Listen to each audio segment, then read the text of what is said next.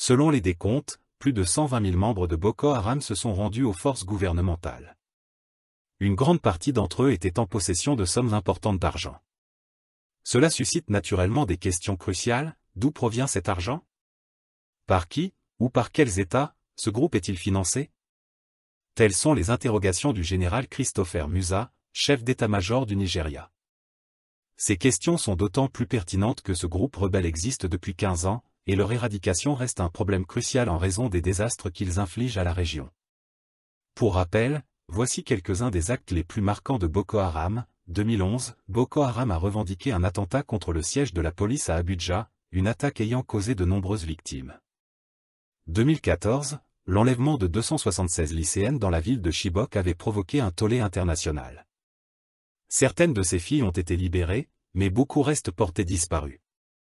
Boko Haram a également perpétré des attaques dans des pays voisins, au Cameroun, au Tchad et au Niger, ciblant des villages, des bases militaires et des civils. La communauté internationale a, bien sûr, condamné ces actes, mais sans prendre de mesures drastiques pour contrer ce désastre. Est-ce que ces agissements sont délibérément cautionnés par certains États occidentaux qui pourraient s'opposer au gouvernement en place et à ses choix stratégiques, économiques et sociaux?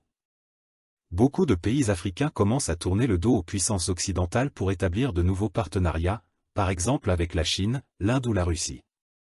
Comme le dit l'adage, l'ennemi de mon ennemi est mon ami, il semble plausible que l'inaction des pays occidentaux ait ses raisons.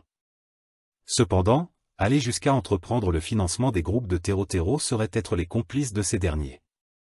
Les puissances occidentales ont été accusées de telles pratiques dans le passé, notamment en Afghanistan, au Kosovo et en Libye. Ce qui pourrait ne pas surprendre.